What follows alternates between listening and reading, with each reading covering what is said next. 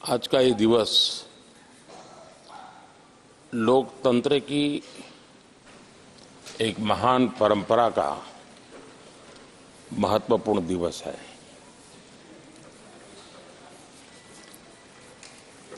सत्रहवीं लोकसभा ने 5 वर्ष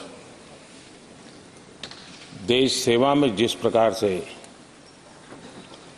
अनेकविध महत्वपूर्ण निर्णय किए, अनेक चुनौतियों को सबने अपने सामर्थ्य से देश को उचित दिशा देने का प्रयास, एक प्रकार से ही आज का दिवस हम सबकी उन 5 वर्ष की वैचारिक यात्रा का, राष्ट्र को समर्पित उस समय का,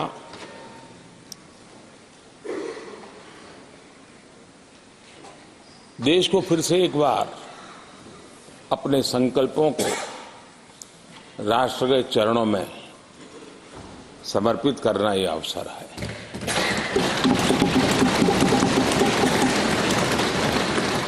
ये 5 वर्ष देश में रिफॉर्म, परफॉर्म एंड ट्रांसफॉर्म, ये बहुत रेयर होता है कि रिफॉर्म भी हो, परफॉर्म भी हो और हम ट्रांसफॉर्म होता अपनी आंखों के सामने देख पाते हो, एक नया विश्वास भरता हो। ये अपने आप में 17वीं लोकसभा से आज देश अनुभव कर रहा है और मुझे पक्का विश्वास है कि देश 17वीं लोकसभा को जरूर आशीर्वाद देता रहेगा।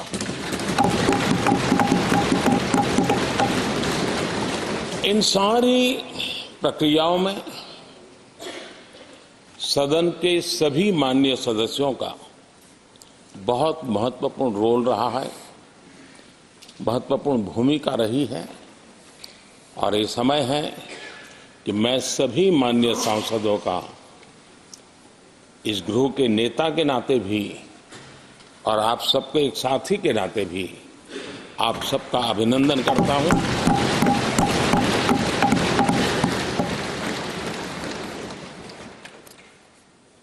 विशेष रूप से आदरणीय अध्यक्ष जी,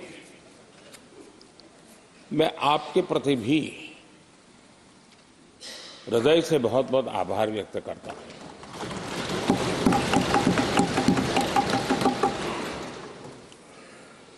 पांचों वर्ष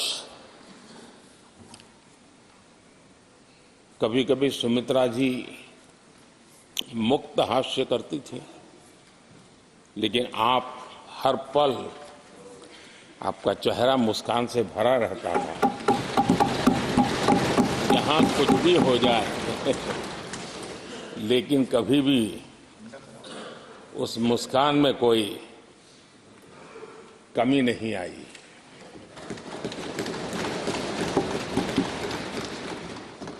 अनेकविध परिस्थितियों में आपने बहुत ही संतुलित भाव से और सच्चे अर्थ में निष्पक्ष भाव से इस सदन का मार्गदर्शन किया, सदन का नेतृत्व किया। मैं इसके लिए भी आपकी भूरी भूरी प्रशंसा करता हूं।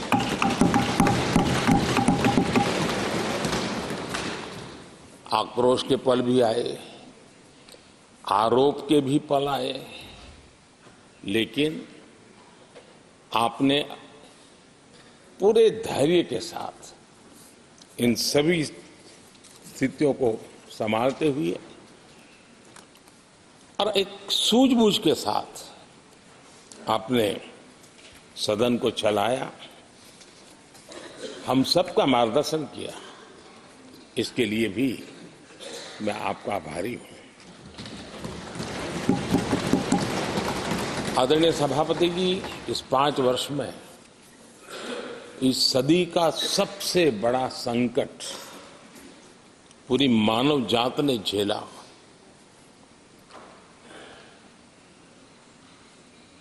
कौन बचेगा, कौन बच पाएगा, कोई किसी को बचा सकता है कि नहीं बचा सकता, ऐसी वो अवस्था थी। ऐसे में सदन में आना, ये भी अपना घर छोड़ के निकलना, ये भी संकट का काल था। उसके बाद भी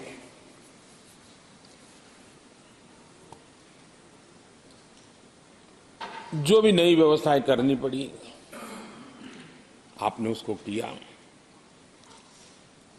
देश के काम को रुकने नहीं दिया। सदन की गरिमा भी बनी रहे और देश के आवश्यक कामों को जो गति देनी चाहिए, वो गति भी बनी रहे। और उस काम में सदन की जो भूमिका है, वो रत्ती भर भी पीछे न रहे। इसको आपने बड़ी कुशलता के साथ संभाला और दुनिया के लिए एक उदाहरण के रूप में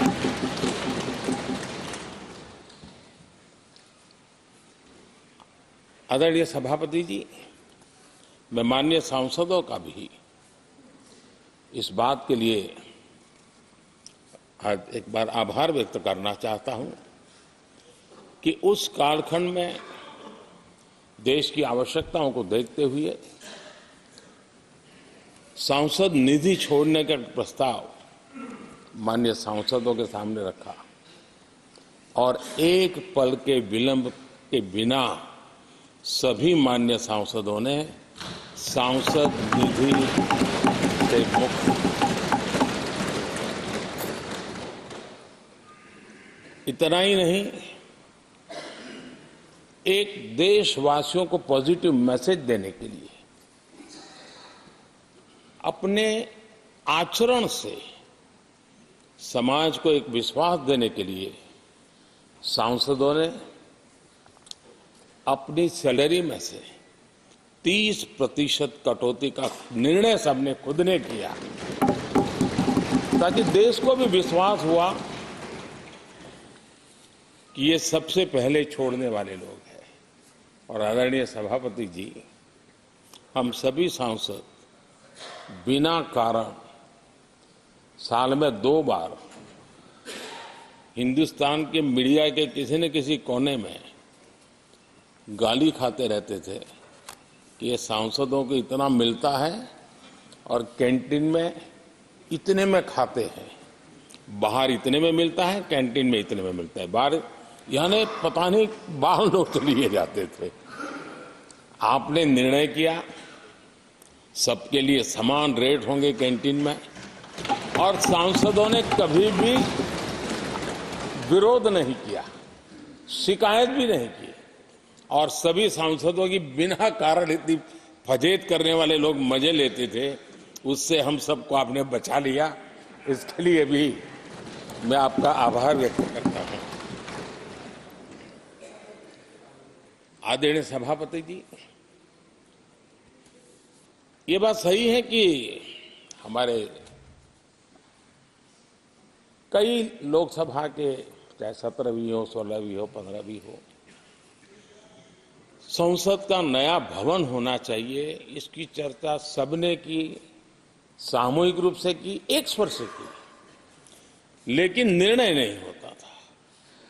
ये आपका नेतृत्व है जिसने निर्णय किया, चीजों को आगे बढ़ाया, सरकार के साथ अनेक मीटिंगें की और उसी का परिणाम है कि आज देश को ये नया संसद भवन प्राप्त हुआ है।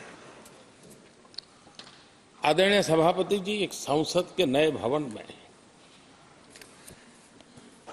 एक विरासत का अंश और जो आजादी की पहली पल थी, उसको जीवंत रखने का हमेशा हमेशा हमारे मार्गदर्शक रूप में ये सेंगोल को यहाँ स्थापित करने का काम, और अब प्रतिवर्ष उसको सेरेमोनियल इवेंट के रूप में उसको हिस्सा बनाने का एक बहुत बड़ा काम आपके नेतृत्व में हुआ है। जो भारत की आने वाली पीढ़ियों को हमेशा हमेशा हमें आज़ादी के उस प्रथम पल के साथ जोड़ के रखेगा और आज़ादी की वो पल क्यों थी हमें वो याद रहेगा, तो देश को आगे ले जाने की वो प्रेरणा भी बनी रहेगी। उस पवित्र काम को आपने किया है। आदरणीय सभापति जी, ये भी सही है कि इस कालखंड में G20 की अध्यक्षता का भारत को मिली। भारत को बहुत सम्मान मिला। देश के हर राज्य ने अपने अपने तरीके से विश्व के सामने भारत का सामर्थ्य और अपने राज्य की पहचान बखूबी प्रस्तुत की, जिसका प्रभाव आज भी विश्व के मन पर है। उसके साथ आपके नेतृत्व में G20 की तरह P20 का जो सम्मेलन हुआ और विश्व के अनेक देशों के स्पीकर्स यहां आए और मदर ऑफ डेमोक्रेसी भारत किस महान परंपरा को लेकर के, किस डेमोक्रेटिक वैल्यूज को लेकर के सदियों से हम आगे बढ़े हैं। व्यवस्थाएं बदली होगी, लेकिन डेमोक्रेटिक मन भारत का हमेशा बना रहा है। उस बात को आपने विश्व के स्पीकर्स के सामने बखूबी प्रस्तुत की और भारत को लोकतांत्रिक व्यवस्थाओं में भी एक प्रतिष्ठा प्राप्त कराने का काम आपके नेतृत्व में हुआ। आदरणीय सभापति जी, मैं एक बात के लिए आपका विशेष अभिनंदन करना चाहता हूं। शायद हमारे सभी माननीय सांसदों का और मीडिया का भी उस तरफ ध्यान नहीं गया है।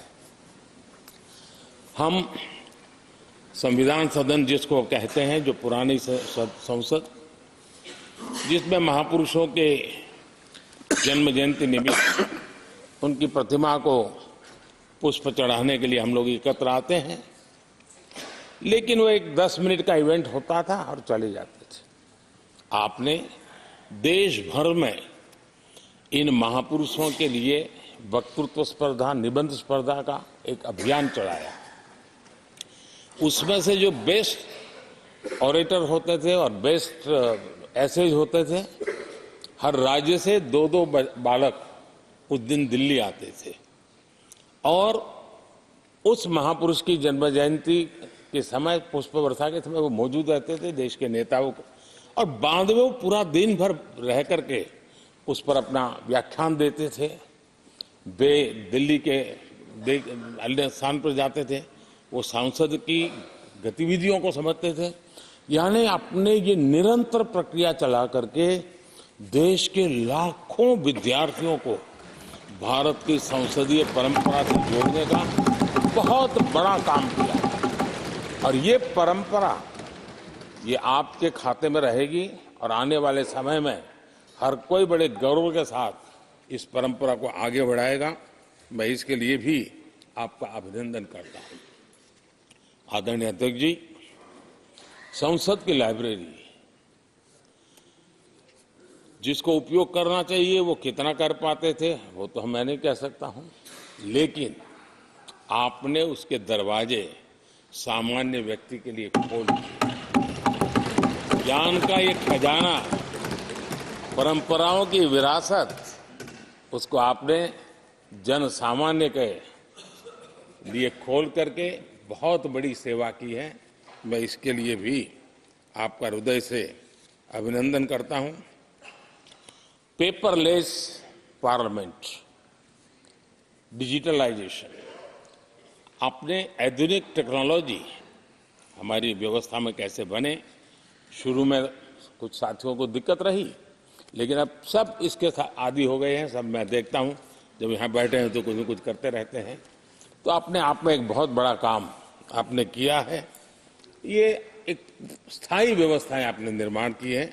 मैं इसके लिए आपका बहुत आभार व्यक्त करता हूं। आदरणीय अध्यक्ष जी, आपकी कुशलता और माननीय सांसदों की जागरूकता, उन सबका संयुक्त प्रयास मैं कह सकता हूं कि जिसके कारण 17वीं लोकसभा की प्रोडक्टिविटी करीब करीब 97% रही है।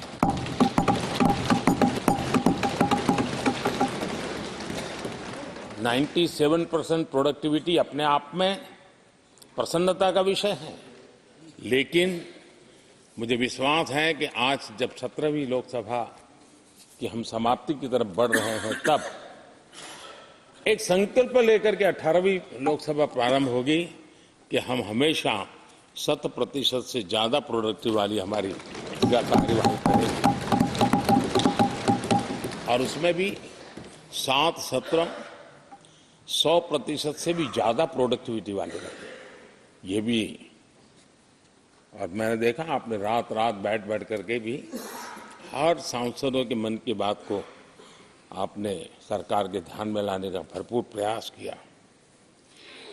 मैं इन सफलता के लिए सभी माननीय सांसदों का और सभी फ्लोर लीडर्स का भी हृदय से आभार और अभिनंदन व्यक्त करता हूं। पहले सत्र में, 17वीं लोकसभा के पहले सत्र में दोनों सदन ने 30 विधेयक पारित किए थे। ये अपने आप में रिकॉर्ड है।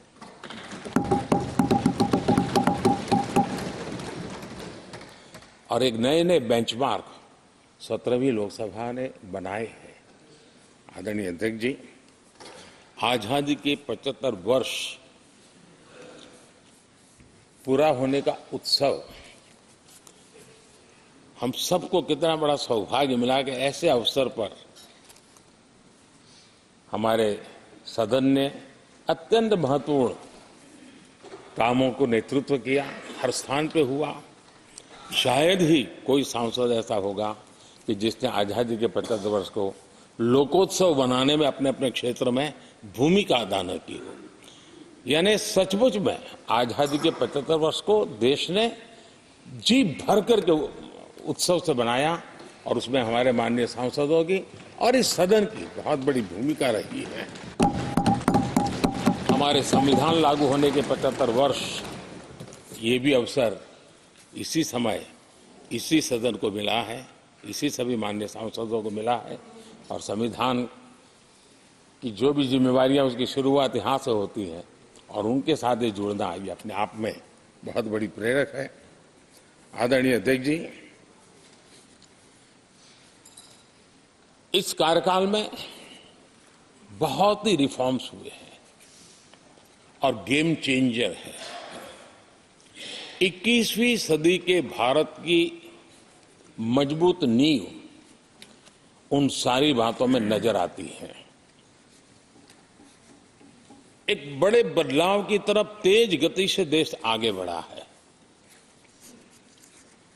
और इसमें भी सदन के सभी साथियों ने बहुत ही उत्तम मार्गदर्शन किया है, अपनी हिस्सेदारी जताई है। और देश, हम संतोष से कह सकते हैं कि हमारी अनेक पीढ़ियां जिन बातों का इंतजार करती थी, ऐसी बहुत से काम इस 17वीं लोकसभा के माध्यम से पूरे हुए। पीढ़ियों का इंतजार खत्म हो।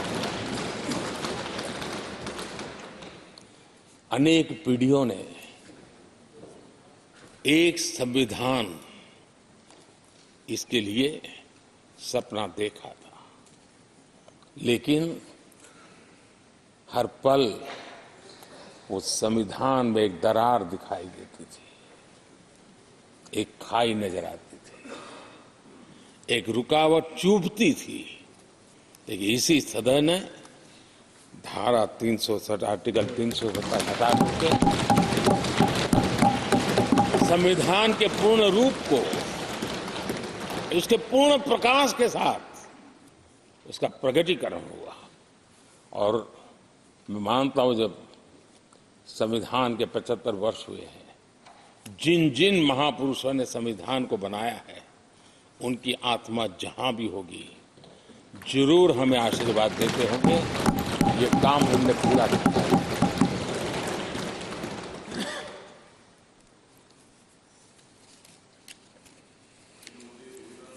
कश्मीर के लोगों को सामाजिक न्याय से वंचित रखा गया था। आज हमें संतोष है कि सामाजिक न्याय का जो हमारा कमिटमेंट है वो हमारे जम्मू कश्मीर के भाई बहनों को भी पहुंचा करके हम आज एक संतोष की अनुभूति कर रहे हैं। आदरणीय अध्यक्ष जी, आतंकवाद नासूर बनके देश के सीने पर गोलियां चलाता रहता था। मां भारती की धरा आए दिन रक्त रंजित हो जाती थी। देश के अनेक वीर होनहार लोग आतंकवाद के कारण बलि चढ़ जाते थे। हमने आतंकवाद के विरुद्ध सख्त कानून बनाए, इसी सदन ने बनाए। मुझे पक्का विश्वास है कि उसके कारण जो लोग ऐसी समस्याओं का लिए जूझते हैं उनको एक बल मिला है, मानसिक रूप के उनका कॉन्फिडेंस बढ़ा है और भारत को पूर्ण रूप से आतंकवाद से मुक्ति का उसमें एक एहसास हो रहा है और वो सपना भी सिद्ध होके रहेगा।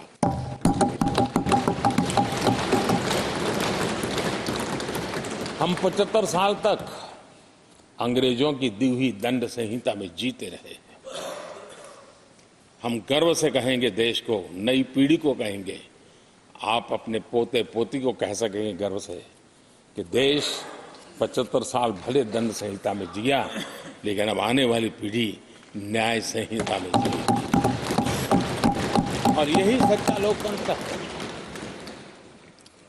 आदरणीय अध्यक्ष जी, मैं आपका एक बात के लिए और अभिनंदन करना चाहूंगा कि नया सदन, इसकी भव्यता वगैरह तो है ही, लेकिन उसका प्रारंभ एक ऐसे काम से हुआ है जो भारत की मूलभूत मान्यताओं को बल देता है और वो नारी शक्ति वंदन अधिनियम।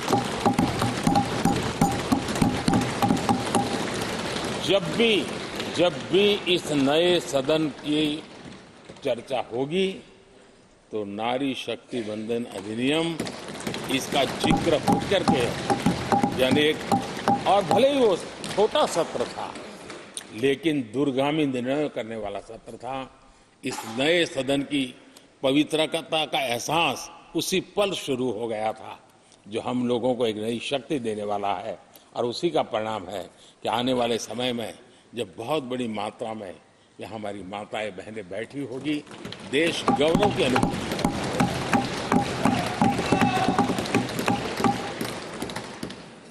3 तलाक कितने उतार चढ़ाव से हमारी मुस्लिम बहनें इंतजार कर रही थी। अदालतों ने उनके पक्ष में निर्णय किए थे, लेकिन वो हक उनको प्राप्त नहीं हो रहा था। मजबूरियों से गुजारा करना पड़ रहा था। कोई प्रकट रूप से कहें, कोई अप्रकट रूप से कहें, लेकिन 3 तलाक से मुक्ति का बहुत महत्वपूर्ण और नारी शक्ति के सम्मान का काम 17वीं लोकसभा ने किया है। सभी मान्य सांसद, उनके विचार कुछ भी रहे हो, उनका निर्णय कुछ भी रहा हो, लेकिन कभी न कभी तो कहेंगे कि हाँ, इन बेटियों को न्याय देने का काम भी करने के समय हम वहां मौजूद हैं। पीढ़ियों से होता यह न्याय हमने पूरा किया है और वो बहनें हमें आशीर्वाद दे रही है।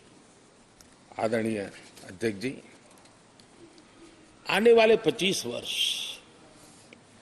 हमारे देश के लिए बहुत महत्वपूर्ण है। राजनीति की गहमागहमी अपनी जगह पे है, राजनीतिक क्षेत्र के लोगों की अपनी आशा आकांक्षा अपनी जगह पे है, लेकिन देश की अपेक्षा, देश की आकांक्षा, देश का सपना, देश का संकल्प ये बन चुका है। 25 साल वो हैं जो देश इच्छित परिणाम प्राप्त करके रहेगा।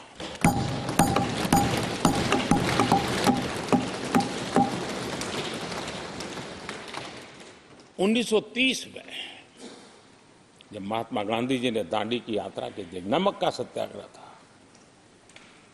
घोषणा होने के पहले लोगों को सामर्थ्य नजर नहीं आया था।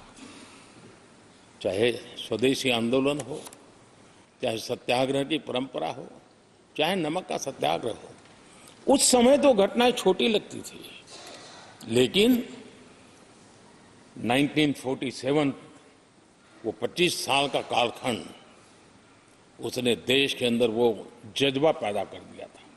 हर व्यक्ति के दिल में वो जज्बा पैदा कर दिया था कि अब तो आजाद होकर रहना है। मैं आज देख रहा हूं कि देश में वो जज्बा पैदा हुआ है। हर गली मोहल्ले में हर बच्चे के मुंह से निकला है कि 25 साल में हम विकसित भारत बना के इसलिए ये 25 साल मेरी देश की युवा शक्ति के अत्यंत महत्वपूर्ण कालखंड है। और हम में से कोई ऐसा नहीं होगा जो नहीं चाहता होगा कि 25 साल में देश विकसित भारत न बने। हर किसी का सपना है। कुछ लोगों ने सपने को संकल्प बना लिया है, कुछ लोग शायद संकल्प बनाते देर हो जाएगी, लेकिन जुड़ना हर एक को होगा। और जो जुड़ भी नहीं पाएंगे और जीवित होंगे तो फल तो जरूर खाएंगे। ये मेरा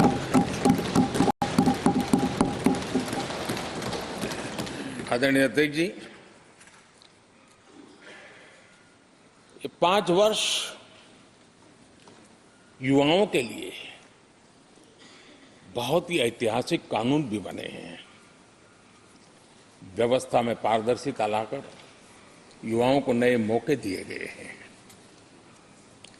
पेपर लीक जैसी समस्या जो हमारे युवाओं को चिंतित करती थी, हमने बहुत ही कठोर कानून बनाया है ताकि उनके मन में जो सवाल या निशान था और उनको व्यवस्था के प्रति उनका गुस्सा था, उसको एड्रेस करने का सभी माननीय सांसदों ने देश के युवाओं के मन के भाव को समझ करके बहुत ही महत्वपूर्ण निर्णय किया है। आदरणीय अध्यक्ष जी, ये बात सही है कि कोई भी मानव जात अनुसंधान के बिना आगे नहीं बढ़ सकती है। उसको नित्य परिवर्तन के लिए अनुसंधान अनिवार्य होते हैं। और मानव जात का लाखों साल का इतिहास गवाह है कि हर काल में अनुसंधान होते रहे, जीवन बढ़ता चला गया है, जीवन का विस्तार होता गया है। इस सदन ने विधिवत रूप से कानूनी व्यवस्था खड़ी करके अनुसंधान को प्रोत्साहन देने का बहुत बड़ा काम किया है। नेशनल रिसर्च फाउंडेशन, ये कानून आमतौर पर रोजमर्रा की राजनीति की चर्चा का विषय बन नहीं पाता, लेकिन इसके परिणाम बहुत दूरगामी होने वाले हैं। और इतना बड़ा महत्वपूर्ण काम ये 17वीं लोकसभा ने किया है। मुझे पक्का विश्वास है देश की युवा शक्ति में इस व्यवस्था के कारण दुनिया का रिसर्च और का एक हब हमारा देश बन सकता है। हमारे देश की युवा के टैलेंट ऐसी है, आज भी दुनिया की बहुत कंपनियां ऐसी हैं जिनके इनोवेशन के काम आज भी भारत में हो रहे हैं, लेकिन एक बहुत बड़ा हब बनेगा, ये मेरा पूरा विश्वास है। आदरणीय अध्यक्ष जी, 21वीं सदी में हमारी बेसिक नीड्स पूरी तरह बदल रही है।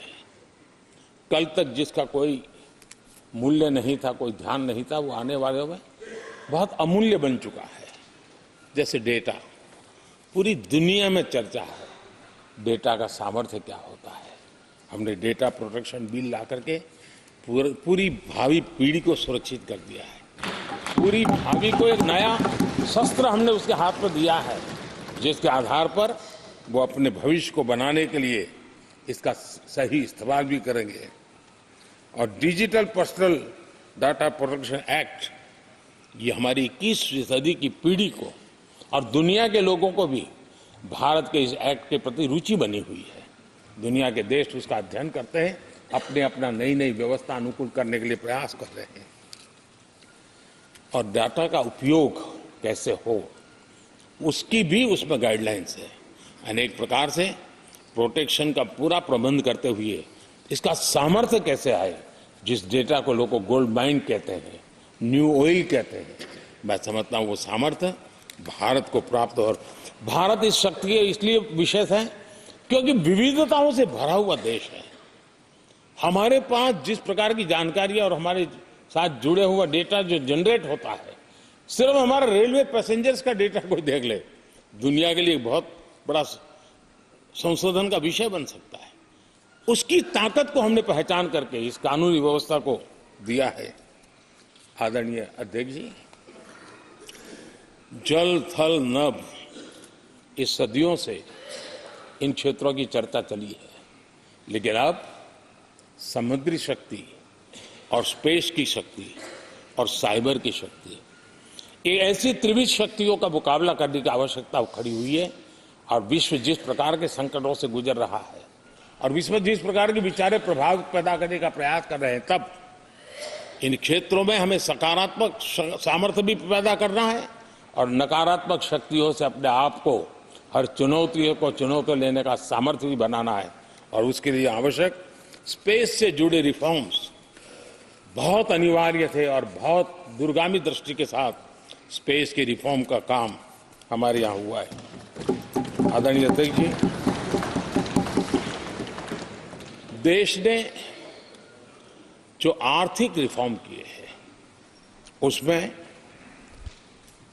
17वीं के लोकसभा के सभी माननीय सांसदों की बहुत बड़ी भूमिका रही है। बीते वर्षों में हजारों कंप्लायंसेस बेवजह हम जनता जनार्दन को ऐसी चीजों में उलझाए रखा। ये गवर्नेंस की एक ऐसी विकृत व्यवस्थाएं विकसित हो गई, उसमें से मुक्ति दिलाने का बहुत बड़ा काम हमारे यहाँ हुआ है और इसके लिए भी ये सदन का मैं आभारी हूं। यानी इस प्रकार के कंप्लायंसेस के बोझ में सामान्य व्यक्ति तो दब जाता है। और मैंने तो एक बार लाल किले से भी कहा था, हम जब मिनिमम गवर्नमेंट मैक्सिमम गवर्नेंस कहते हैं, मैं दिल से मानता हूं कि लोगों की जिंदगी में से जितना जल्द सरकार निकल जाए उतना ही लोकतंत्र का सामर्थ्य बढ़े। रोजमर्रा की जिंदगी में हर डगर पे सरकार टांग क्यों अड़ाए? हां, जो अभाव में है उसके लिए सरकार हर पल मौजूद हो, लेकिन सरकार का प्रभाव उसकी जिंदगी को ही रुकावट बना दे, ऐसी लोकतंत्र नहीं हो सकता है। और इसलिए हमारा मकसद है सामान्य मानवीय की जिंदगी से सरकार जितनी हट जाए, कम से कम उसकी जिंदगी में सरकार का नाता रहे, वैसा समृद्ध लोकतंत्र दुनिया के सामने हमने आगे बढ़ाना चाहिए। उस सपने को पूरा करेंगे।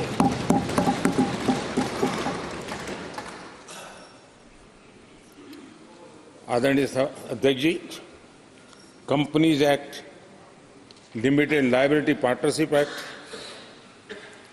60 से अधिक गैर जरूरी कानूनों को हमने हटाया है। ईज ऑफ डूइंग बिजनेस, इसके लिए ये बहुत बड़ी आवश्यकता थी, क्योंकि अब देश को आगे बढ़ना है तो बहुत सारी रुकावटों से बाहर आना पड़ेगा। हमारे कई कानून तो ऐसे थे, छोटी छोटे कारणों से जेल में भर दो बस। यहां तक कि फैक्ट्री है और उसके शौचालय को 6 महीने में एक बार अगर व्हाइट वॉश नहीं किया है तो उसके लिए जेल थी, वो कितनी बड़ी कंपनी का मालिक क्यों न हो। अब ये जो एक प्रकार की जो अपने आप को बड़े लेफ्ट लिबरल कहते हैं, उन लोगों की आइडियोलॉजी और देश में ये तुमारशाही का जमाना, उन सारों से मुक्ति दिलाने का हमें भरोसा होना चाहिए भाई। वो करेगा। आज लोगों के घरों में लिफ्ट होती है, वो सोसाइटी फ्लैट वाले लोग अपनी लिफ्ट रिपेयर करते ही है जी, हर चीज कर लेते हैं। तो ये जो समाज पर, नागरिक पर भरोसा करने का काम, बहुत तेजी से बढ़ाने का काम 17वीं लोकसभा ने किया है। और इसके लिए जन विश्वास एक्ट, मैं समझता हूं 180 से ज्यादा प्रावधान डीक्रिमिनलाइज करने का काम किया है। जो मैं कहा छोटी छोटी बात में जेल में डाल देना, ये डीक्रिमिनलाइज करके हमने नागरिक को ताकत दी है। वो इसी सदन ने किया है, यही माननीय सांसदों ने किया है। कोर्ट की चक्कर से जिंदगी बचाने के लिए बहुत महत्वपूर्ण काम, कोर्ट के बाहर विवादों से मुक्ति, उस दिशा में एक महत्वपूर्ण काम, मध्यस्थता का कानून, उस दिशा में भी इसी माननीय सांसदों ने बहुत बड़ी भूमिका अदा की। जो हमेशा हाशिए पर था, किनारे पर थे, जिनको कोई पूछता नहीं था,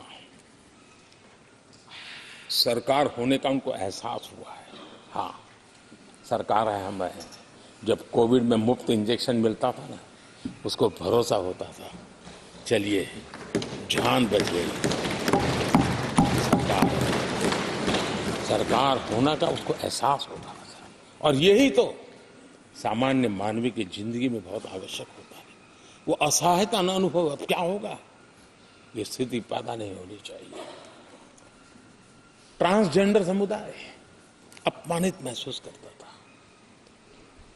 और जब बार बार वो अपमानित होता था तो उसके अंदर भी विकृतियों की संभावनाएं बढ़ती रहती थी, और ऐसे विषयों से सब लोग दूर भागते थे।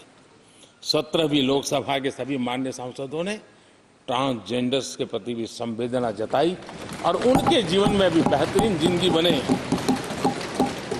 और आज दुनिया के अंदर जब भारत ने ट्रांसजेंडर के लिए किए हुए काम है, जो निर्णय किए हैं, इसकी चर्चा है दुनिया को बड़ा।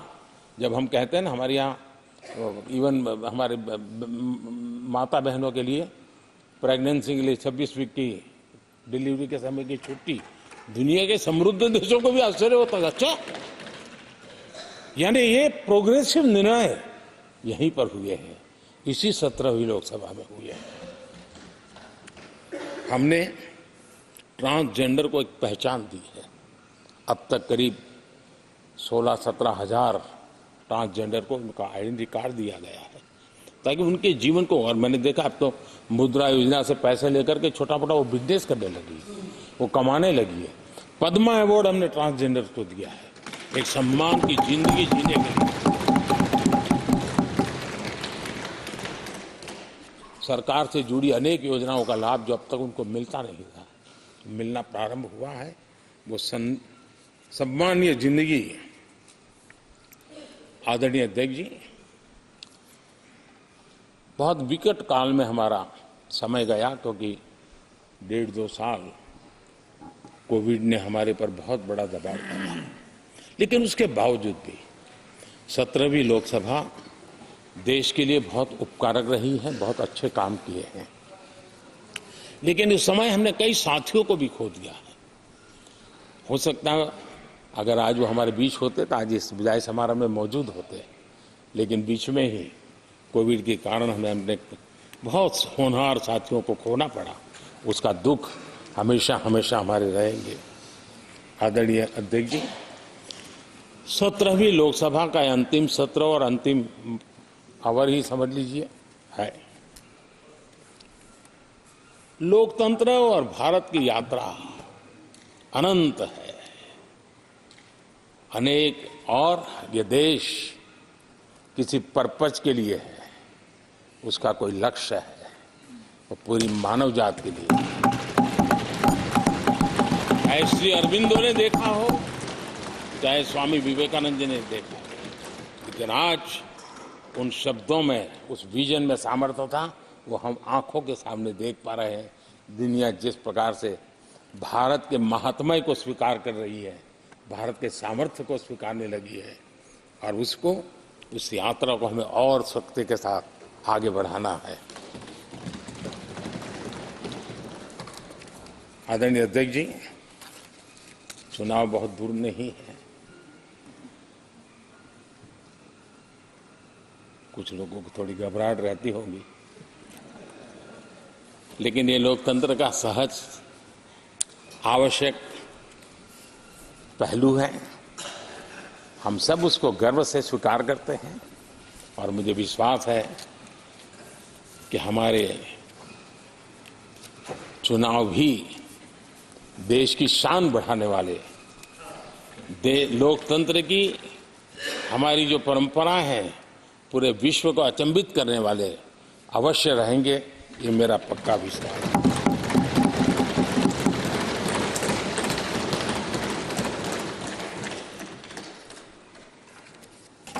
आदरणीय अध्यक्ष जी, मैं सभी माननीय सांसदों का जो सहयोग मिला है, जो निर्णय हम कर पाए हैं, और कभी कभी हमले भी इतने मजेदार हुए हैं कि हमारे भीतर की शक्ति भी खिल करके निकली है। और मेरा तो परमात्मा की कृपा रही है कि मुझे जब चुनौती आती है तो जरा और आनंद आता है। हर चुनौती को हम सामना कर पाए हैं, बड़े आत्मविश्वास और विश्वास के साथ हम चले हैं। आज राम मंदिर को लेकर के इस सदन ने जो प्रस्ताव पारित किया है, वे देश की भावी पीढ़ी को इस देश के मूल्यों पर गर्व करने की संवैधानिक शक्ति देगा। ये सही है कि हर किसी में ये सामर्थ्य नहीं होता है कि ऐसी चीजों में तो कोई हिम्मत दिखाते हैं, कुछ लोग मैदान छोड़ के भाग जाते हैं, लेकिन फिर भी भविष्य के रिकॉर्ड को देखेंगे तो आज जो व्याख्यान वो हुए हैं, जो बातें रखी गई हैं, उसमें संवेदना भी है, संकल्प भी है, सहानुभूति भी है और सबका साथ सबका विकास के मंत्र को आगे बढ़ाने का उसमें तत्व भी है। यह देश बुरे दिन कितने ही क्यों न गए हो, हम भावी पीढ़ी के लिए कुछ न कुछ अच्छा करते रहेंगे। ये सदन हमें वो प्रेरणा देता रहेगा और हम सामूहिक संकल्प से, सामूहिक शक्ति से उत्तम परिणाम भारत की नौजवान पीढ़ी की आशा आकांक्षा के अनुसार करते रहेंगे। इसी विश्वास के साथ फिर एक बार आपका आभार प्रकट करता हूं, सभी माननीय सांसदों का आभार प्रकट करता हूं। बहुत बहुत धन्यवाद।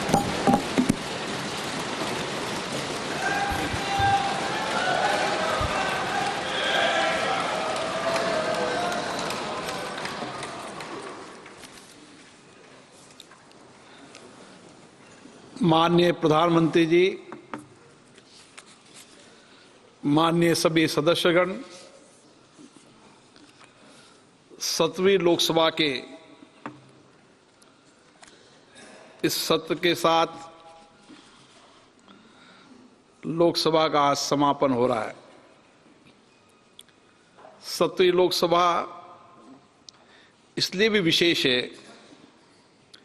कि भारत के अमृत काल में हमने संसद के पुराने भवन और नए भवन दोनों भवनों में अपने संसदीय दायित्वों को निभाया।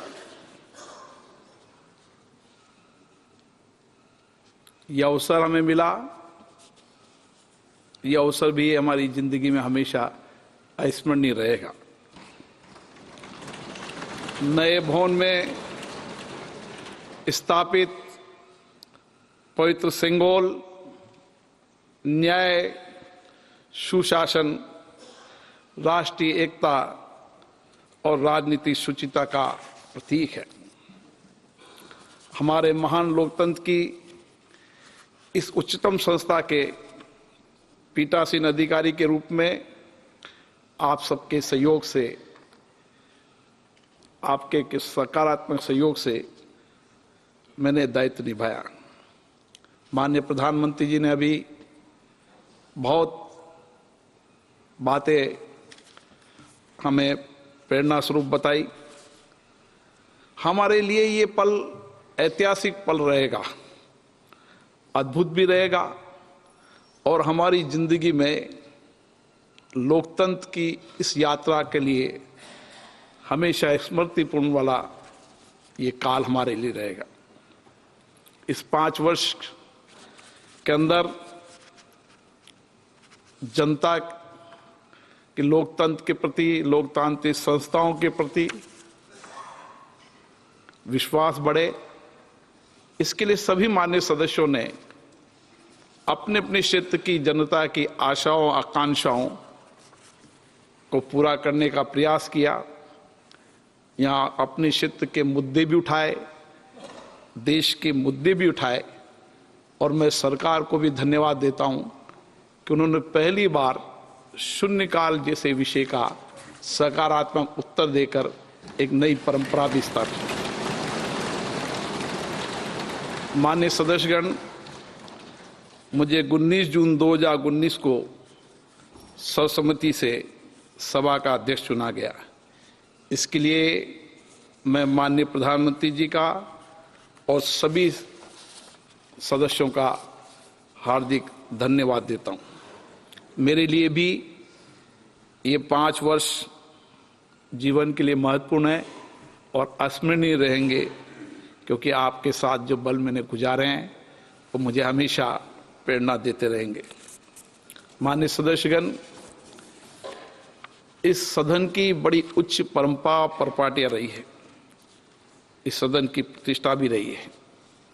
मुझसे पूर्व यहाँ बैठने वाले हमारे पूर्व अध्यक्षों ने इस सदन की गरिमा, प्रतिष्ठा, मान, मर्यादा को बढ़ाया है।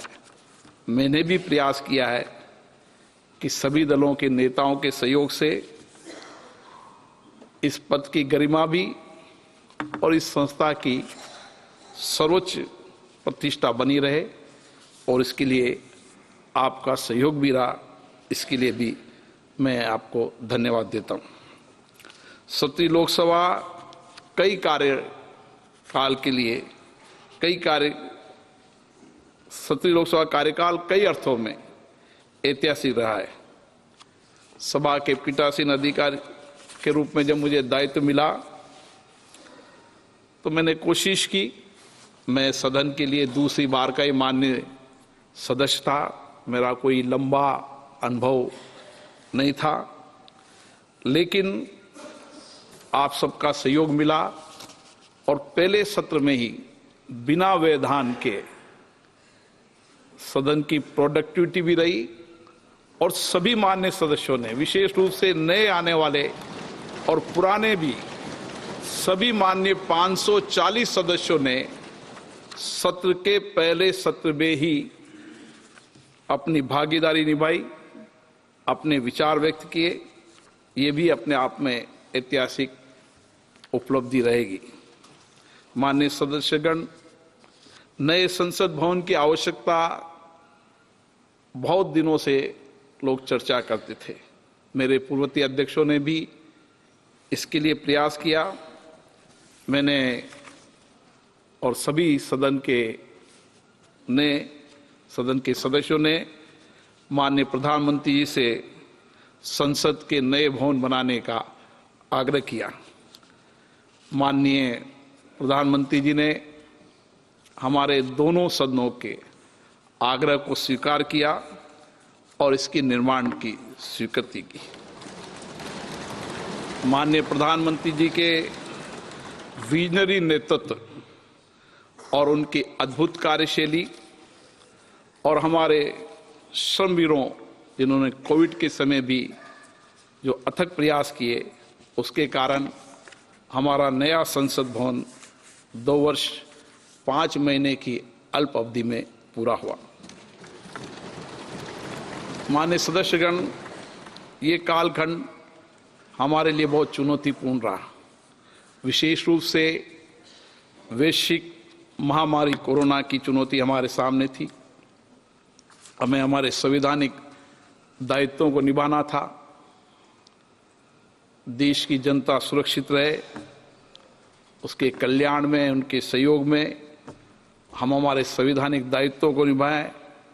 मैं आज यह कह सकता हूं कि सभी माननीय सदस्य उस चुनौतियों के समय भी देर रात कर बैठकर उन्होंने अपने संवैधानिक दायित्वों को निभाया और 167% प्रोडक्टिविटी रही।